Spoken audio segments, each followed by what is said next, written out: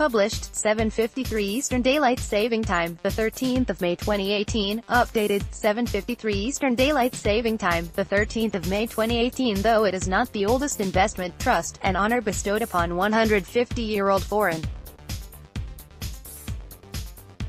yet it has only done so through being willing to adapt and change with the times. Some 137 years ago, the trust was launched with a mission to raise finance to build railroads across the U.S. Known then as the Alabama, New Orleans, Texas and Pacific Junction Railways Company, it became the Sterling Trust at the end of the First World War with a remit to invest outside of the States. It was in 1982 that the trust's investment objectives were focused on North American equities. JPMorgan American has been making money for shareholders since 1881. The fund's evolution is not lost on investment manager Garrett Fish, who presides over the trust's portfolio from offices in Midtown Manhattan. He believes the £1 billion fund will only survive if it remains relevant to investors. Certainly, under Fish's watch, and that of an assertive boardroom led by Kevin Carter, the trust has continued to evolve. When he took over the investment helm in early 2002, Fish inherited a portfolio 25% exposed to a mix of unquoted, micro and small companies. Slowly but surely that holding has been whittled down to just 5%, with the trust's main emphasis directed towards investing in companies which comprise the Standard & Poor's 500 index, the United States 500 largest listed companies. The trust's management fees have also been tickled down, which means more money ends up in the pockets of investors. In October last year, they reduced from 0.52% annually to 0.33% on the trust's first £1 billion of assets, with a lower fee of 0.25% on any amount above that figure.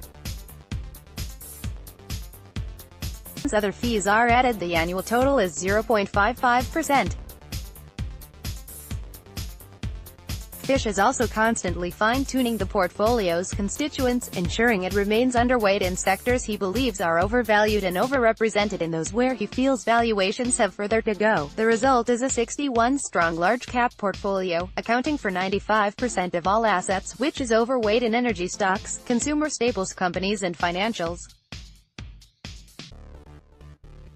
Bank of America, Citigroup, petroleum refiner Valero and Walmart are all key holdings.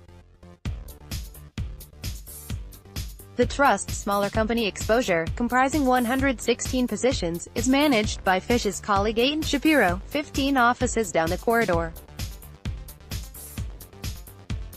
Currently, this is being chipped away at because it looks less attractive, more risky, as an asset class, compared to the trust's holdings in big blue-chip stocks.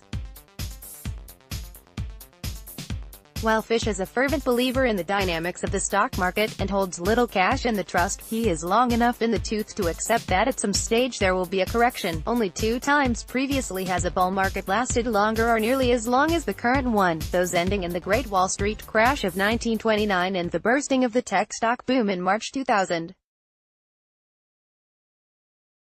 "I have no idea what the trigger will be," he says. It could be an unexpected hike in inflation, a rise in interest rates, a spike in wages growth, or international trade wars. If you go by previous corrections, it could result in equities falling peak to trough by some 14%. Despite this negativity, Fish says his modus operandi will not change. True to the spirit of the trust's long history, he will continue to look for the most attractive investment opportunities. He predicts the United States will remain a fertile ground for growth companies.